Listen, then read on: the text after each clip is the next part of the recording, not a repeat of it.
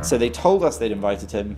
They hadn't contacted him. By the way, we had to go there with 8 bodyguards, just so you know. Oxford Union itself censored part of the debate. Actually, amusingly, he didn't really leave. He went upstairs to the gallery where he thought people wouldn't notice he was still there, because I think he wanted to hear what happened. It was very clear to me the entire row behind us was wearing hijabs and cursing in Arabic and disrupting my speech and all the others. So it was designed to be intimidatory. She's wearing red triangle earrings to symbolize the Hamas symbol that they used in their videos showing when they were going to kill Israelis, the little red triangle. It's become a symbol of Palestinianism. Hello, I'm here today with Jonathan Sacerdoti. Welcome. Jonathan is quite unique because he's been part of quite a controversial event. Jonathan, you've been in the Oxford debate about Israel, right? The notion was that Israel was an apartheid state, is an apartheid state. What else was it there? Guilty of genocide? So it was the Oxford Union, which is the Oxford University's debating society, though technically it's entirely independent. And the motion for debate, which is how they do these things, was this House believes, and then the topic for discussion, which is Israel is an apartheid state guilty of genocide. So they put it a double whammy. Yeah, it's a double. It's interesting because it's not just debating a notion that Israel is an apartheid state, and not just debating the fact that Israel is committing genocide. It's both. Right? Yeah. So that's you might think they had an agenda, right? Maybe, who knows? You know, who decides what's the topic of debate? Like, how does it work? So the way the Oxford Union works is that you can think of it as a sort of kindergarten for Westminster, for our Parliament. And anyone who's seen the video and is familiar with the Union will see it's these old buildings, lots of wood, the benches facing each other from both sides, just like the House of Commons. And it's no coincidence that many prime ministers and other senior politicians have been involved when they were students in the Oxford Union, because the way it works is that there is a committee voted for every term. It's run by students, and other students vote for them. They have to be members of the union, but to be a member of the union, you have to be a member of the university and then pay a subscription. And so they don't just learn debating there, they learn all of the filthy art of politics and backroom deals and being elected and backstabbing and what have you. And then once they are elected, they set the agenda for their term. So ultimately, the president has climbed his way up to the top, a bit like a prime minister, and then he gets to choose the agenda for that term. Oxford terms are 8 weeks long, so that's 8 debates. And probably the same number of speaker events. They hold some events that aren't debates, and they decide who to invite to those debates, what the debate's about. And so the president, he's now ex-president from that term, was very proudly the first Arab president of the Oxford Union, and thus spent a lot of his 8 weeks focusing on Israel with some really heavily biased speakers, and of course this hideous debate that didn't just choose one of the slurs against Israel, but both of the main slurs against Israel, and then packed the room to be against us, tried to weight the teams for us to lose, and did everything he could really to make it a very unfair and uninformative. I have so many questions about that. I'll start with, okay, first of all, it's a big deal, the Oxford Union, right? It's not just this debate, it's not like having a debate in the Ben Gurion University in Beersheba in Israel, right? It's a pretty big deal. So is that because of the prestige, and second, the fact that it goes online and usually becomes very popular and gets a lot of views, and also because these people, many of them probably become politicians later, right? Am I missing something? Or so is there... I'm not. That is correct. It's high profile for a number of reasons. You've listed a few of them there. So the videos tend to do very well online. They tend to do very well online because of the prestige of the institution, the organisation. That tends to be the case because it's Oxford University. I was an undergraduate at Oxford University some 20-something years ago, and I was familiar with the union as a result of that. And in fact, I was a debater at school. It's a sort of British public school activity that some people do. I think it's actually an extremely important thing that I did in my formative years, because it enables you to learn to speak fluently and persuasively, hopefully, and it enables you to think on your feet. This is kind of the biggest challenge of debating as a activity, as a sort of pursuit.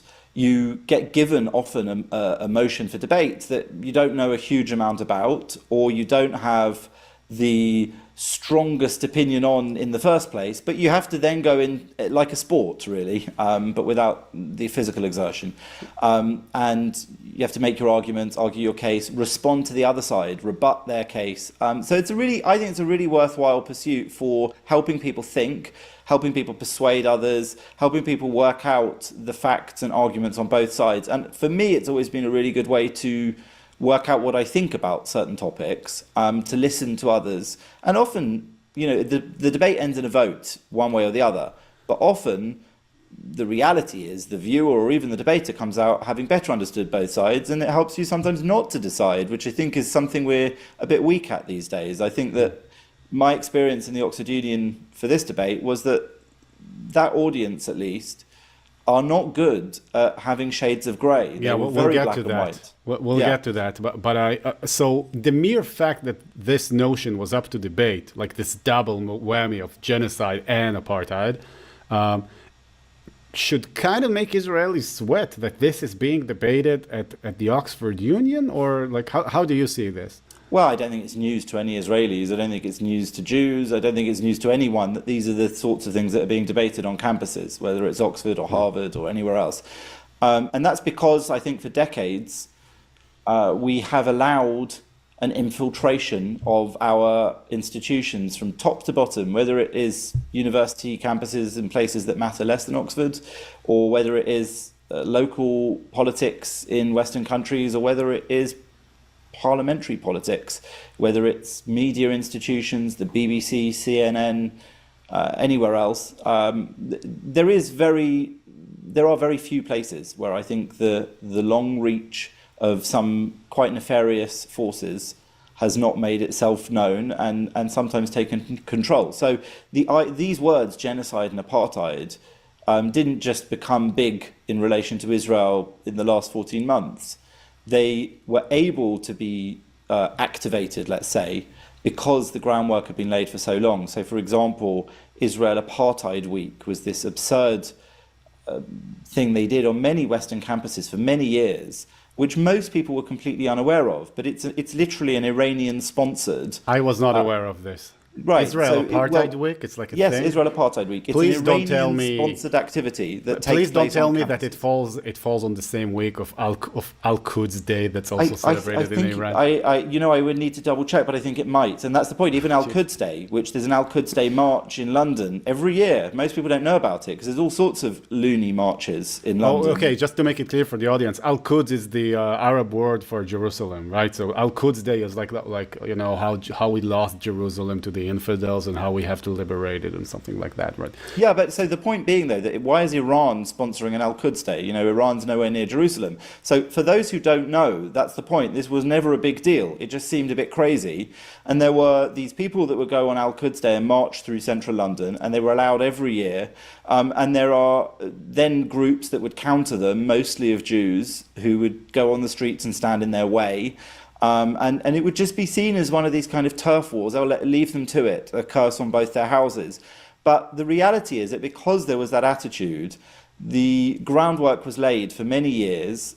We just tolerated and allowed some preposterous things to happen. So when October the 7th happened, then it was very easy for them to flick that switch. All the groundwork was laid. People were primed for it. And that's really how I opened my speech in that debate, was that I said... Oh, you did great. We'll get to the debate. I think you had a great speech, but... Well, just to complete that thought, Joe, it's just to say that I felt that debate and the broader debate that's gone on since October the 7th relied on an appeal to prejudice, not to intelligence or thought or openness. And that's what's happened. That's why the words apartheid and genocide have been so easily applied to Israel, and now it's at the ICJ. So why? Because people were primed for it, and they didn't even know that was happening. When I watched the debate, what I was, it seemed like your side, you and the guys on your against the notion, were basically debating, coming up with arguments, showing things, saying things. But the other side was like in an evening of poetry slam. I told you this before we started recording. It was just people coming up and saying things that they already assume that everybody else agrees with. It was so weird to hear. There were no real arguments coming up, except like the only type of argument that I've heard was, I think it was from the second speaker maybe. He was giving anecdotes, like single cases that are supposed to shock you. The person hearing it should be shocked that such a terrible thing happened to Palestinians. But it really wasn't an argument, right? It's because you could do the same for the other side, the exact same. So it was so weird, and the crowd was always cheering for them and always booing you guys. Well, not exactly booing, but like, interrupting okay, we'll get to that. I'm sorry. We'll get to the debate itself. But could you tell me, what was it like to go up into this debate, entering the room, and realizing that you're basically entering a room full of Islamists? Like, what happened there? Because I could tell from the recording that the audience was very hostile against you guys. It was always clapping in approval of the other side. I guess you guys, you had like your little corner of supporters or something. But like, what happened there? How did it not happen? really, by the way. That was very notable. So we counted 4 Jews in the room because they kind of made themselves known. 2 of them gave floor speeches. So in the middle of the debate, after each side has presented 2 speakers, there's an opportunity for the students to come and give speeches themselves, short ones. And those aren't recorded or put on the website ever. So you don't hear those. But there were a couple of Jewish speakers who came and spoke, and I must say I thought they were incredibly brave to do so. It was a hideously hostile room, and most Jews had told us, who we'd contacted before or after, that they just wouldn't go anywhere near that because it didn't feel safe or informative or honest. So I think It was not honest. No.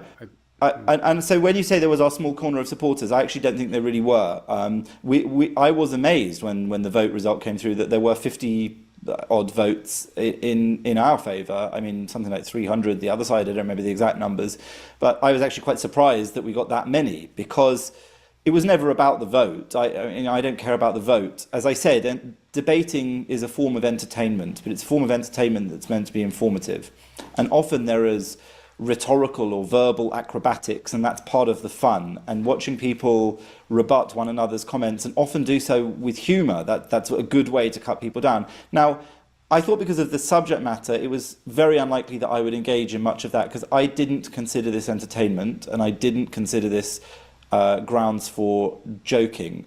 It is a deadly serious topic. It is, in fact, in my opinion, the topic, the question, the dilemma, the problem of our generation. And I think the world is fast realizing that. I don't mean Israel or Palestinians. I mean the wider chaos that is actually quite a small detail of. And so I didn't go there to show off my rhetorical abilities. I went there to confront what I knew would be a hostile room, and I didn't know it would be that hostile. I had no idea there would be such a level of dishonesty for having filled the room, not just with people that didn't agree with us deliberately, but with aggressive, nasty, disruptive people who had no intention of letting us speak, get through a speech, make an argument, or persuade them. And that is the real thing that I think caught the attention of the world, because this has actually resonated internationally. I've had so because many it was crazy. interviews. Because it was crazy. You saw like, okay, just to give the audience like a bit of a taste, there were several. First of all, Oxford Union itself censored parts of the debate. Like if you go online and you try to look for the debate, you will see parts of it cut out. You will soon tell us why these parts were cut out, right? But I promise it's interesting. They censored themselves, like they censored the debate. There were instances of members of the audience being escorted out. There was an instance of one of your speakers on your side being asked to leave while he was delivering his address. It was crazy. So let's start with, I think the first weird event that happened was that girl who yelled and who was escorted out or something like that. So what happened there? So I spoke first on my side. There was one speech before me, which was a guy called Mohammed Al-Kurd, who some people may know of. He has a massive following online. During one of the earlier clashes between Israel and the Palestinians, he came to prominence on Instagram. He is a Palestinian who is studying in America, I think, poetry. So your idea that it's like a poetry slam is interesting. He gave a speech. I mean, again, I'm not saying this to trash talk him. It was just a feeble speech. It wasn't great. It wasn't really in the spirit of a debate.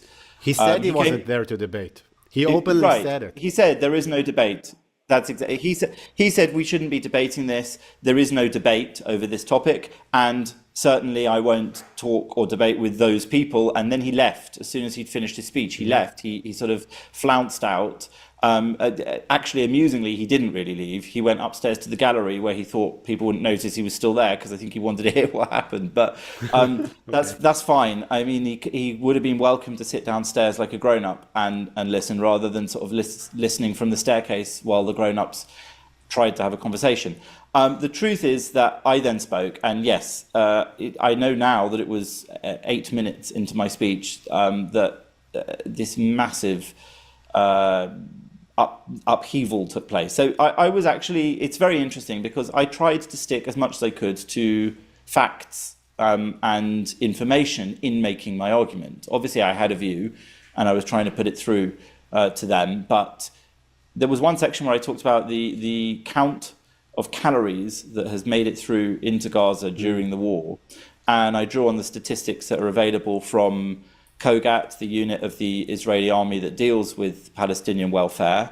And I also compared that with the recommended number of calories per day for British men according to the National Health Service of the UK. Now, on average, the number of calories in aid that's gone into Gaza during the war, according to those figures, is higher per person than the average number of calories recommended for a man in the United Kingdom. And as I went on to say, the Gazan people, on average, per person, are receiving more than the world average in calories. Now, that's just a statistical fact based on those figures. It's not to say that there is no hunger or suffering in Gaza, which is what it's just a statistical fact. It could be that it's not reaching them, or that Hamas is taking them. But correct. Yeah, okay. But before I even had a chance to go there, there was this almighty scream of liar. Really the top of her voice from this woman who again, interventions are allowed in the debate. So there is the possibility to politely intervene. What you have to do, it's part of their process. You can say on a point of information and offer the speaker an opportunity to let you interject. It's meant to be about what you just said. So if she felt I was lying, she could have said, on a point of information, according to such and such, or these statistics, or this NGO, those figures are inaccurate, or whatever it might be she might have had to say. But she didn't. She screeched liar at me. And then it wasn't just that. It went on. Was she a Muslim, or what was she like? I don't know her. Looking at her, I mean, I made a video in which you can see her, because when this did kick off, my husband filmed her. So they didn't show her in their film of it. As you say, they censored all of this abuse. What happened at this moment in the official release from the Oxford Union is the cameras pulled out to a wide shot, so you could just see general chaos but nothing specific, and the microphones were muted for around 2 minutes completely. So on the video, there's just this 2-minute dead time in the middle of my speech where something's happening. So I happened to have recorded it myself on my iPhone, just to have, so that I could listen to it afterwards and share it with others privately. But I decided that given that they released the video and censored the level of abuse that I got... It was not the only censored part. There were more censored parts. We'll get I don't believe they cut any of my actual speech for my speech. Not your There were speech. other parts. Yeah, we'll get to that in a sec. But so what I'll say is, I did a simple, overdub in Adobe Premiere. I put on my audio on their video, and I also added the small bit of footage of the actual disruptor because I had it. And they forbade us from filming. They actually stopped him filming her. But as far as I was concerned, it's perfectly valid. I was at risk. By the way, we had to go there with 8 bodyguards, just so you know. That was the advice that we got independently.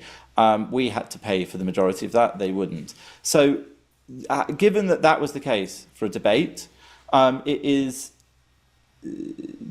telling that they then hid that part of the speech, and she then went on to scream, you genocidal mother effer, you know, F you. It didn't stop. At which point, Yosef Haddad, who was on my team, Israeli Arab, very cool guy, stood up and said, you should kick her out. She's cursing. The president didn't. The president is, again, meant to sort of preside over the whole thing fairly. He didn't do anything. Eventually, we just insisted. We said, you know, if you don't get rid of her, I can't speak over that. If you don't get rid of her, we won't carry on. All four of us will leave. And that was basically the outcome. So they then did kind of reluctantly take her out. They tried to kick out my husband, Amir, because he filmed her. I mean, he took out a camera just to film this woman abusing me. They tried to kick him out for that. So it was really it was sort of like a mafia organized thing rather than anything else. And you mentioned a moment ago that the second speaker for the proposition, the anti-Israel side, was the only moderately conforming speech. No. That's not what I meant. I meant that he was the only one whose speech didn't sound like, okay, there were four speakers, right? Mm-hmm. Four speakers on their side. So two of them sounded like they were just here for poetry. Like the first guy and the last lady, they were just telling, I don't know, they weren't even telling. Well, so let me just interrupt there. He was a poetry student in America, and returned to the West Bank to become an Instagram celebrity anti-Israel propagandist. And she is apparently a Palestinian novelist. So it's no surprise. And I do remember as she gave that speech, you know, it was very sort of poetic about the olive trees and the earth, and you, meaning the Jews, will never understand the earth because you're not connected to it. It was all that sort of stuff. I did actually whisper that next to me that this is like a poetry slam. So it is actually interesting that was what you thought. But the second speaker this is the weird thing, he was the president, the guy that invited us, the Egyptian Arab president of the Union, decided to step down from his throne upon high, where he's meant to be independently chairing the debate, and give a speech against us. Does and this the reason have a he did that, he was the president, and the reason he did that is because what happened in the organization of all this, it was also quite set against us. So the organization was such that they deliberately tried to stitch us up. They invited on the anti-Israel team two high-profile anti-Israel Jews, Miko Peled and Norman Finkelstein. Yeah. Now, I would say that again was quite a declaration. These are not people whose opinions I think are considered and reasonable in this debate. They've made a name for themselves putting them out there because they're very inflammatory and they make good television. So people like Piers Morgan love to have Norman Finkelstein on. Now, there are plenty of people who could debate a Palestinian perspective fairly. I mean, I do it all the time as part of my work. I know that there are different outlooks on the facts and the circumstances, but they didn't invite any of them. They invited the angriest, nastiest people they could for that debate. Now, Finkelstein pulled out because at the last minute on our side, one of the speakers that had been scheduled on our side, I think got a bit afraid, got cold feet and pulled out. And so I suggested that we should contact Mossab Hassan Youssef, who I think is an extraordinary person, who I had the privilege to get to know during the couple of days around this debate. And he instantly said yes. Just to be clear with the background, they told us on my advice that they would invite him. I gave them his contact details. I then spoke with him, with our team, and found out that they had not invited him at all. So they told us they'd invited him, they hadn't contacted him, but he told us he was available and he wanted to do it. So on that basis, we suggested to them that the invitation had effectively been made and he had effectively said he could do it, and that actually none of us would come if he didn't. And so they reluctantly allowed him to come. And that is why he spoke on our side. Now, they tried to kick him out in the middle of his speech. Yeah, we'll get to that.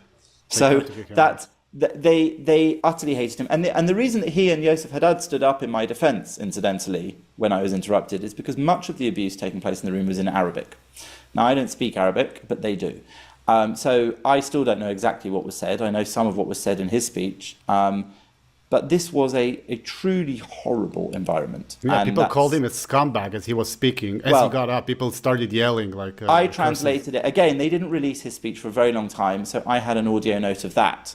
So I spent a lot of time subtitling it because it wasn't the best quality. My audio note was done from next to me, but I wasn't my phone wasn't next to him when I recorded that one. So I subtitled it. I've put scumbag because after a bit of research online, that was the most appropriate translation. But the word, if I can say it, was shalmut, which is actually more like prostitute. Yeah. But for a man, the internet seemed to tell me it has less of a sexual connotation and more of a general scumbag or traitorous or you're available for purchase sort of attitude. So scumbag is what I wrote, but wait a second, but why did Norman pull out then? So he pulled, well, as far as we know, he pulled out when we booked Mossab. And I think they have an ongoing, Mossab is very happy to debate him. I don't think he wants to debate Mossab.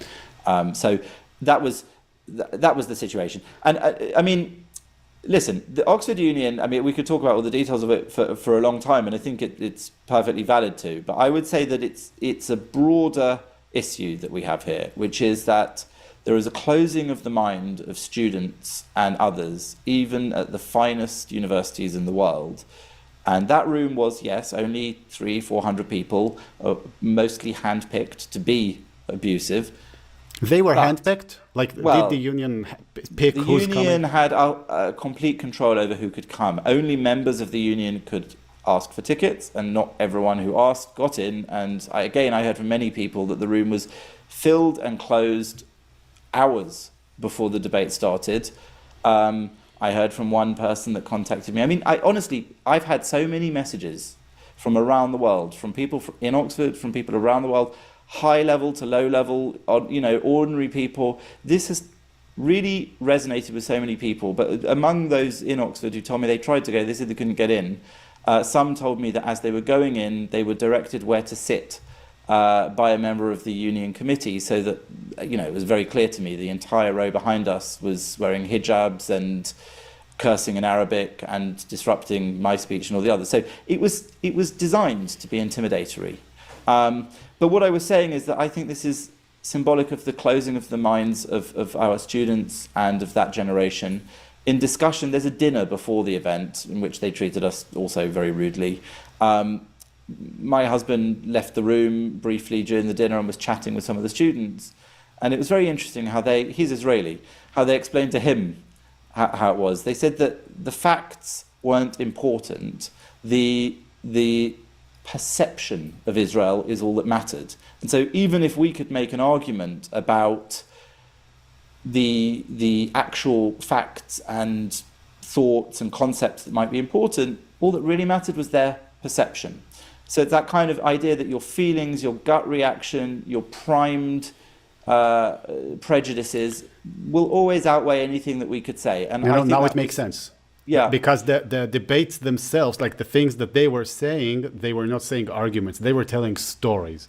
They were telling you the narrative and the way that they want you to see it, right? And I think depressingly, if you speak to kind of communications advisors and people like that these days, they often will tell politicians or other speakers, concentrate on stories, concentrate on feelings, concentrate on anecdotes. And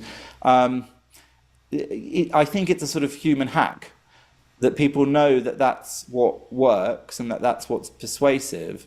But I'm a great believer in the power of argument and factual conversation. And that's why, discussions like those you have online are really important, because there are plenty of people who aren't just swayed by gut feelings. And I'll say this, I said it there in other words, it's horrible and tragic to watch a war.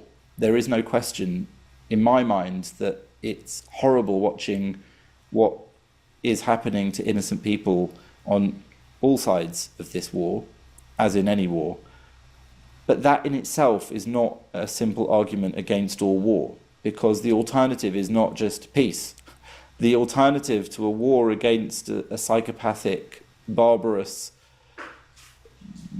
civilization, if you can even call it a civilization, the alternative is not just to let them be, because the whole point is they burst across a border and raped and murdered and kidnapped and burnt people alive and dead, and said they would do it again and again and again if they could.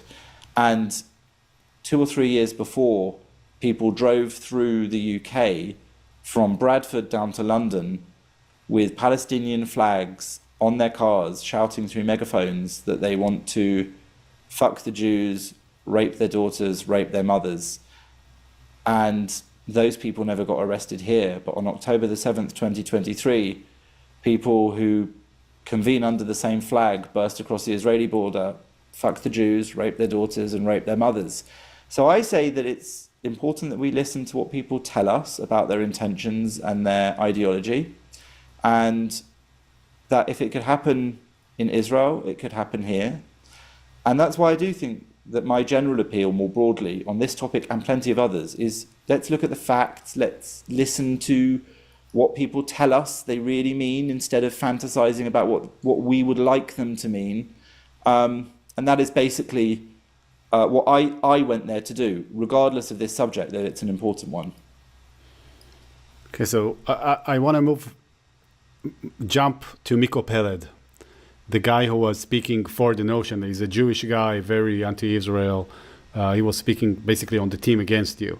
And what struck me very much on Miko Peled's speak, well, there were one event that you will surely talk about because it was censored, the way I could see it. Because there was he broke the law basically while speaking or something like that. He went up and basically, again, you said that there were, as we said, there were no arguments. It was all about feelings. Because I don't know if everyone's noticed this, but he went up and he basically started speaking about how it's ridiculous that it's being debated that Israel was an apartheid state. And then it was time to present his argument. But instead, he told a story. He told the story about one time he was in some country, I think it was in Africa, I don't remember, and he met a guy, and that guy asked him, why do you say that Israel is an apartheid state? And then Miko tells the story, and he goes like, and then when I proved to him that Israel was an apartheid state, because it's so easy to prove, he became convinced. And then I was thinking to myself, like, wait a second. The guy comes up here, and he's like, do you want me guys to convince you that Israel is an apartheid state? Okay, let me tell you a story about that time I convinced the guy that Israel is an apartheid state. But he doesn't tell you the arguments. He doesn't tell you how he convinced the guy. He just tells you, listen, I convinced the guy. It was super easy. So I was like, this is ridiculous. Is this the Oxford Union? It's true. In fact, there were some other ridiculous parts of his speech. And I might say that among the people who were there abusing us, there are pictures of him with one of them after the debate, arm in arm sort of thing, as friends. She's wearing red triangle earrings to symbolize the Hamas symbol that they used in their videos showing when they were going to kill Israelis, the little red triangle. It's become a symbol of Palestinianism and a specific reference to killing. She was wearing earrings of that. I researched her afterwards because in the film we had, I found out who she is. Her name is Naila Kausar. She's a very well-known anti-Israel, pro-Palestinian, I would say, possibly pro-Hamas activist. But so in his speech, he started peculiarly. I mean, if we're going to analyze the speech itself, he started by saying this was actually about values. It wasn't really a debate about the things that we were talking about. So these specific words they'd used, genocide and apartheid, we shouldn't debate them. We shouldn't define them, which I also did by reference to the international law that the rest of the world uses to define those two terms. They are specifically legal terms as well as ethical and moral ones. But he, and incidentally, they doesn't qualify on either, I would say, quite firmly. But that's the other discussion. He said there's no debate here. It's about values. One side kills babies, the other side doesn't. The side that kills babies is wrong, which showed not only a dishonesty or ignorance, but it's sort of idiocy, because they did kill babies. They have always killed babies. When they blew up restaurants, when they blew up pizzeria, when they blew up nightclubs, they killed babies, they killed teenagers, they killed everyone. They're actually holding a baby I legit think hostage. It's crazy. They're holding a baby hostage right now if he's still alive. Kfir Bibas is a baby in Gaza, famous the world over because Hamas literally kidnapped that baby. So for him to stand up and open the speech with that showed his dishonesty. He then said at one point that October the 7th wasn't terrorism. Israel's reaction was terrorism. The actions of October the 7th, he said, were heroic or heroism. And I did intervene. I asked the president at that point politely if he could invite in the police who are outside, because under the Terrorism Act of 2000 in the UK, to give support to a prescribed terrorist organization such as Hamas is illegal in the UK. He's been reported to the police, and the police are interviewing people. I know, in fact, they're coming to speak to me about it. And this was censored from the online discussion. Like all of that was taken out. Yeah, from, the part from where he said online. it was censored. Like I saw there was like a cut, and I knew that there was some event that he said something. So this is what you're describing. So this is the second censoring of the debate. Yes, basically. And they also censored the last speaker on their side's speech. I actually haven't found out what it is they've censored, but amusingly, she has now accused them of being under the influence of Zionists, and she wants to sue them. So the idea that again, the idea that you could come out of that debate on the other side and say that it had been somehow influenced by or biased towards Israel and Zionists or Jews or whatever it is absurd, especially after all the coverage it got. I don't think they should have cut her speech. I don't think they should have cut Miko Pelled's speech. I think they should publish all the speeches. In fact, they normally publish the speeches individually, as they've done. I think they should publish the entire debate from start to finish. They can take out the student speeches if that's some issue for them. They should publish the whole thing. I call on Ibrahim Osman Mawafi, the former president of the Oxford Union, to do just that. If he is proud of what he did, he ought to show it to everybody. There's great interest in it. My speech alone on my version with the abuse in has gone over 1 million views online within a few days.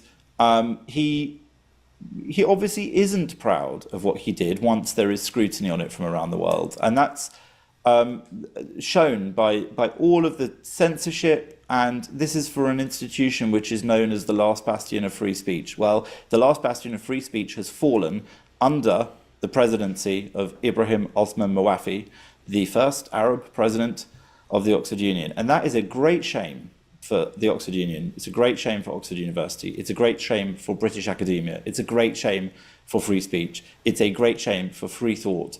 It's a great shame for everything. And it's more than a shame. It's actually a massive problem because it's emblematic of what's happening across the whole country. And yet we're not allowed to talk about it. In real frank terms, we're often told that we're racist or Islamophobic if we draw any attention to the influence of Islam in these sorts of strategies. And I think that's a massive problem. I keep saying this.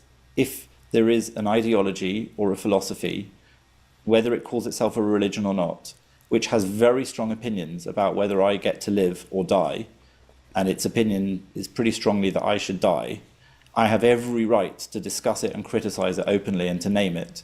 And then I'll have a debate about it. I'll have a discussion about it. I will be delighted if I can be convinced that I'm wrong about it. This is the other thing that has just fallen out of fashion, is the ability to have an open discussion in which you change your mind. The internet is full of videos of it was not an open discussion. Like again, as I said, the debaters on the opposite side, they were not really putting out arguments. They were just saying like it's a poetry slam essentially. And you said that even the first speaker was not even so unwilling to debate that he just completed his speech and then left, although you tell me that he was actually hiding upstairs. And also, as you guys were speaking, you kept getting interrupted, and the crowd was yelling stuff like "shame, shame," like or something like that. That was the least bad. I mean, so there is a tradition that you can, the odd interjection, shame or hear, hear. This is about as raucous as it's meant to get in a debate. But there was an orchestra of coughing, jeering, giggling. They giggled when I talked about my father, who was a Holocaust survivor. Yeah, I heard that, I think. People wrote online who were against this, you can't judge everything as not a genocide if it's not as bad as the Holocaust. But that wasn't my argument. I did mention the Holocaust as an illustration of a genocide that we can all agree on. I mentioned Rwanda as an illustration of a Holocaust, of a genocide we can agree on. The point is that under any reasonable, objective, rational discussion of what's happened in Gaza, it doesn't qualify, even if it's horrible, and even if you might think things have been done wrong or even illegally, and I would dispute much of that, but it doesn't make it a genocide. As I said, if you lose a war, an unnecessary war that you started, that doesn't just automatically classify as genocide. So that's a whole other conversation. I think all of this is very symptomatic of what's happening in Britain on a larger scale. And I think that's why people latched onto this story and are continuing to. I mean, it's quite a few weeks ago now, and I'm still talking about it. On the one hand, I'd like to get on and talk about the broad other topics that I deal with, but actually this touches on so many of them, because to be accused of Islamophobia for talking about things like this is a massive problem. And it's the same everywhere in British society, that if you point out these sorts of problems, I mean, we have, for example, 4 MPs in our last election in July who stood as independents and won against mostly Labour Party candidates. And they did so on a ticket that was basically focused around Gaza. Oh, now, is that the Muslim vote? Is that that Muslim vote yes, group? There was a thing? website called the Muslim Vote. So they have named it the Muslim Vote. They helped Muslim voters, supposedly, choose candidates who would beat Labour Party candidates or Conservative Party candidates who they felt had underperformed in their condemnation of Israel's actions in Gaza. And so what we ended up with was 4 so-called independent members of parliament whose very platform that they'd stood on was the Muslim vote and Gaza. Now, Gaza is a sort of code word in this case, because actually their position on Gaza doesn't matter a jot for what happens in Gaza. It's completely irrelevant. Britain is pretty much completely irrelevant in terms of what's happening in Gaza or what Israel is doing. I mean, it's proven that with its fairly feeble but dreadful statements since this government in particular came into power, the partial embargo on Israel, the failure to do very much about the hostages. Although I've noticed that the Muslims in Britain, they try to make it seem as if the UK is playing this huge role in Gaza, right? So I guess it's to get people to vote for them or something. Well, look, I mean, maybe that is their view, that Britain has some sort of massive influence in Middle Eastern foreign policy. I've yet to see much evidence of that. Even in terms of arms or parts for weapons, even with this partial embargo, the impact is more symbolic than actual. So, when I've been at the Israel aerospace industries, or I've been to Rafael last week while I was there, I've spoken with military figures and analysts. They're not worried about this in terms of it actually impeding their ability to carry out the war. They are more concerned about it in the highly symbolic and sense that it shows a government trying to hijack Israel's efforts to survive, to target an enemy that did what it did. So it's a problem when we end up with 4 MPs who now, by the way, unsurprisingly, along with Jeremy Corbyn, who many will remember, the former leader of the Labour Party, who was also a ferocious anti-Israel campaigner all of his life, they are now sort of uniting within Parliament. There are whispers of them even trying to set up a political party. Now, that would be basically an Islamic political party in the British Parliament. It's clear that it's just a matter of time, though. But I digress. Could we get back to what happened when Hassan Mus'ab Youssef was speaking? Because I think he was also censored. There was an event in which the president told him to get out. Like, what happened there? So in Mossab's speech, I'm not sure any of the speech was cut from the video, but here's the thing about how they video it. They have microphones in the room, which are used for amplification, but also, I think, separately to record an audio track for the videos. And they have, I think, 3 fixed cameras on the walls, which are movable. So they obviously video all of their debates in this style, and then they send it away to an editor, a third-party company, and they do an edit. So I assume that part of that is that they do a sound mix where they dip in and out of what they want you to hear. And the president has a hand mic for when he needs to interject because there's chaos. So again, they did eventually publish Mossab's speech. That was after a very rigorous amount of scrutiny in the media for them not doing so. Yeah, why didn't they do it? I don't understand. Very good reason. A very good question. They published some of the speeches after about a week. They said they were going to publish them all, and they just didn't. They held on to, I think it was Miko Peled and Mossab. Now, I heard that the Miko Peled one was because they were concerned that if they published it, they were publishing him calling Hamas's actions heroic, and that in itself could perhaps have legal implications for them. So they got around that one by eventually publishing it and cutting out that cutting part. out that part. And not making that clear on the video, by the way. There is no clear indication if you're watching it that there is a cut. As you said, you can spot it if you look for it.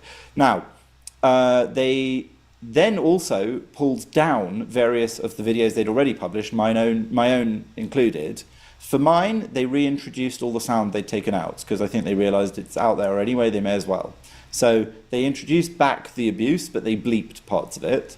And that, of course, it's not a major concern to me, but it has the added effect of removing all of the many hundreds of comments that were under the video that were and it condemned. also cancels, it's not good for the algorithm, right? Because people are not going to click it. They've already seen it, so it destroys the reach of the video, so it's convenient to do that too. Well, I think also it adds another element, which is these days of some importance. The view count is drastically lower than it was, and in due course, in the sort of historical record, it will look like it was a much less popular speech, etc. But I mean, I'm not bothered by that personally.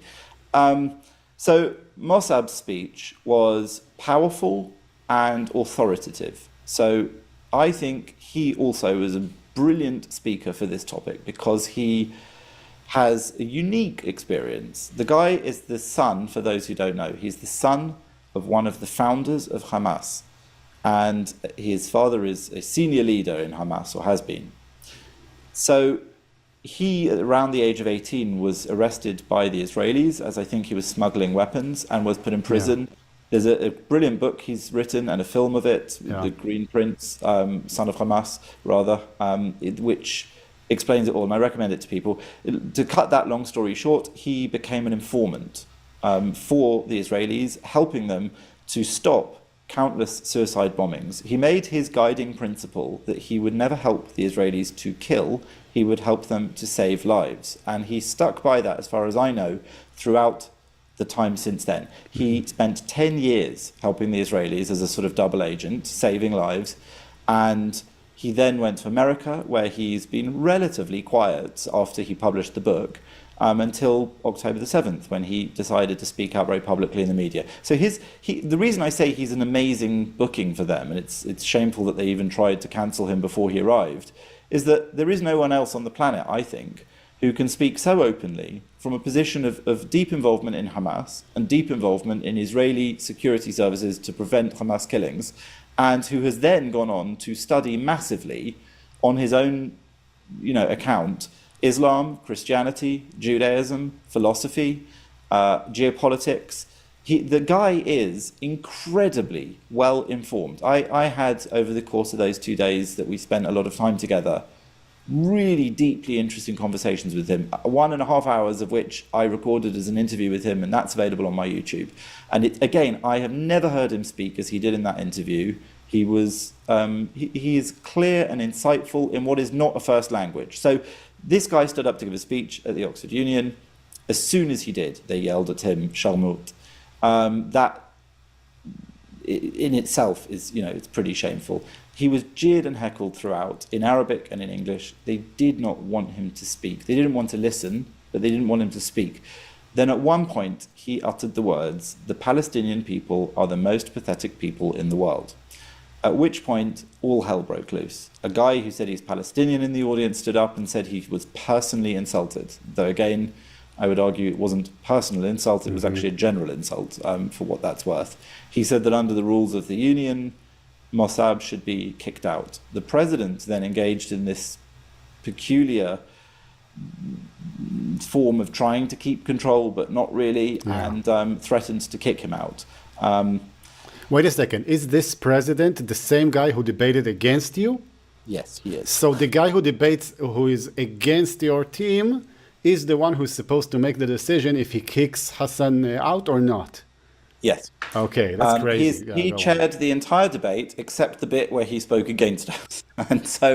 And he filled the room with who he thought should be in there. He's the one that refused to speak to us at the dinner he invited us to.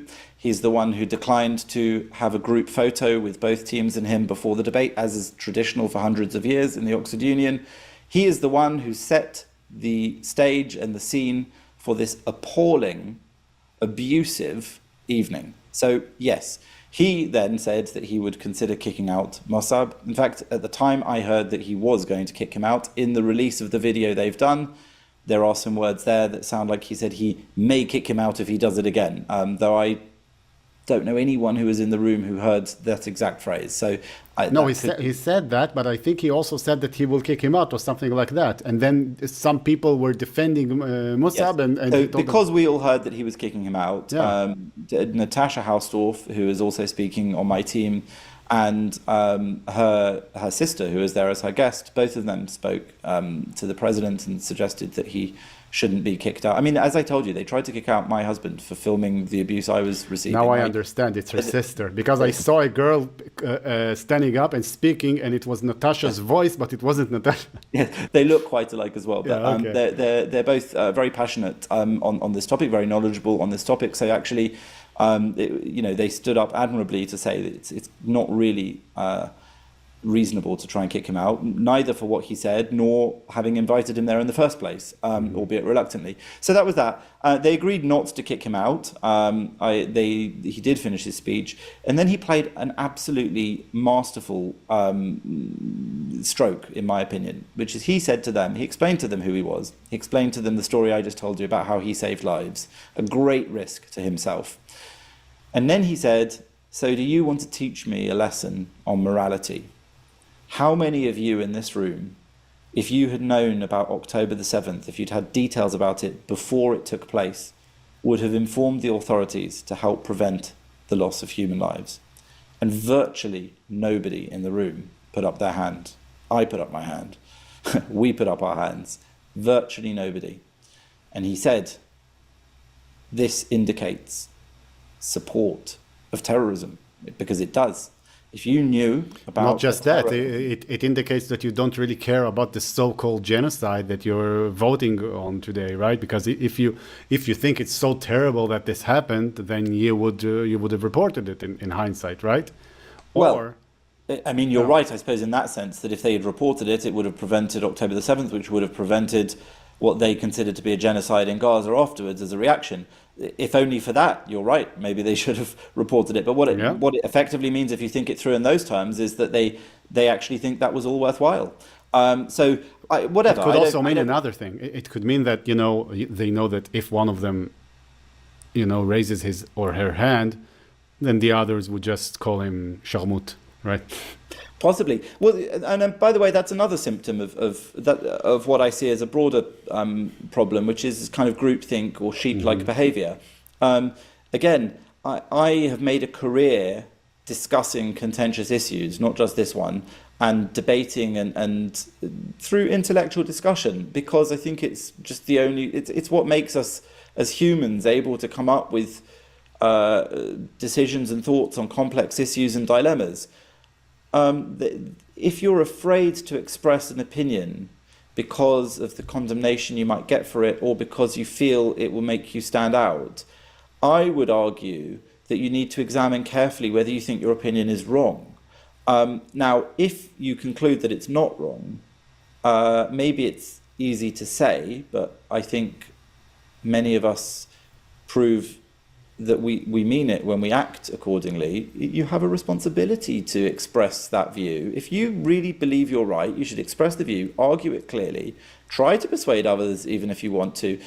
So not to put up your hand because you're afraid of what the mob will think of you is, I think, not a valid defense. I personally think they meant it. They wouldn't have done if they'd heard that was happening. And I think that said everything about those people in that room, and that's what Mossab said. And at the end of the day, we all knew what the vote was going to be when they walked out of the door. They had to walk out of the way it works. You walk out on one side for agree and one side for disagree. Nobody went into that room expecting that we would win that vote. But the real vote that mattered that night was the one that Mossab held, the show of hands, over who effectively supported the October the 7th atrocities. And the answer was all of them. And the president didn't seem himself to feel differently when I suggested that he should somehow censure Miko Peled for his suggestion that October the 7th was heroic. The president didn't censure him for that. He did censure Mossab for saying the Palestinian people are the most pathetic people in the world. Mossab, incidentally, doesn't define himself as a Palestinian, but by all definitions of those who do, he is the son of a Palestinian terrorist leader. The word pathetic itself actually isn't that deeply offensive. It means... No, it was obvious when you listen to what happened there. It was obvious that this guy was just trying to look for an excuse to kick him out, right? Because that guy stands up and said, Mus'ab says, well, you can argue if it was maybe in poor taste, but he says, the most pathetic people on earth. And then that guy stands up and said, he personally insulted me. He insulted me personally. I mean, he didn't insult you personally. You know that he didn't insult you personally. I mean, that guy stood up at several points during the debate, and he has every right to offer his thoughts and opinions. He said he grew up in Gaza, which I suppose was why he did so. So again, I mean, actually, it's great to have him there. I would have enjoyed having a discussion, an open and fair discussion with him. And if anything, I wish he had maybe given the second speech as a student speaker rather than the Egyptian president, because maybe he would have a much more interesting perspective. But pathetic literally means arousing pity through vulnerability and sadness. Now, I don't actually think in that sense of the word, many people would disagree that the Palestinians are arousing pity. They are perhaps the most pitied people in the world at the moment. Some would say unfairly so, when there are others elsewhere being treated far worse and slaughtered in very high numbers. But fine, they took offence at it, that it meant miserable, inadequate, low standard. I get that. It was not worthy of kicking him out. Certainly it was not more worthy than kicking out Miko Peled for potentially breaking the law. And the union has kind of admitted that they think he might have broken the law by cutting that bit out of his speech. That's the point. They've been utterly disingenuous throughout. It was a bunch of small-minded, thuggish, mafia-like people trying to disgrace or embarrass or somehow kick Jews and, in fact, Arabs and pro-Israel people. And I think on that they gloriously failed. That we may have felt that mood in the room that night, but the whole world has seen through that, seen what these people are, and I think that they failed utterly. I think that Ibrahim was an utter failure in that, and I hope I really do hope that it gives him pause for thought and that it has some sort of impact on the decisions he makes in the future, because I think it was a shameful way to act. I suspect it won't. I suspect in the circles he wishes to move, maybe he will be seen as some sort of hero as well. Yeah, well, I think you did a great job, and I should thank you also for going up there and speaking, and you did a great job. How can people find you if they want to hear more from you or follow you on various social media? So I'm on X as John Sack, JONSAC. I'm on YouTube. Hopefully you can include the link in the description to my channel, Jonathan Sacerdoti. It's a hard name to spell, but I'm the only one in the world, so you'll find me, JONATHAN. Yeah, I'll link it. CERDOTI. And I'm on Instagram, I'm on television, I write in various media. So if you're interested, that's all good. And there's even a WhatsApp group if you're really interested, where you can have... So you could actually link me everything, and I'll, I will do. I'll put it in the description. And thanks for having me on it. I mean, listen, I think that the work people like you are doing in holding open, honest discussions and debates and listening to other people's thoughts is so important. And as a philosopher and a thinker yourself, you are in a very good position to shepherd those discussions and to help people gain a deeper understanding. And I would just like to end, if I may, in saying that as well as debate, which I think is an important thing we need to be able to do in life, I want people to be able to disagree calmly and politely with one another, even on really sensitive and emotive subjects. And I also want to make it fashionable to change your mind again. I think that the internet is full of videos of so-and-so destroying so-and-so or schooling someone or other. And actually, there's nothing wrong with developing your thoughts and even changing your mind if you hear something that is persuasive and based on fact, empirical evidence and solid logical argument. And that's what I learned that day at the Oxford Union, is there are so many people who consider it the biggest shame to listen to someone else, to think about what they said, and even to consider that it might be right. So I hope that people watching that video will reconsider that tendency. Jonathan Sacerdoti, thank you so much for coming on, and thanks for agreeing to speak to me.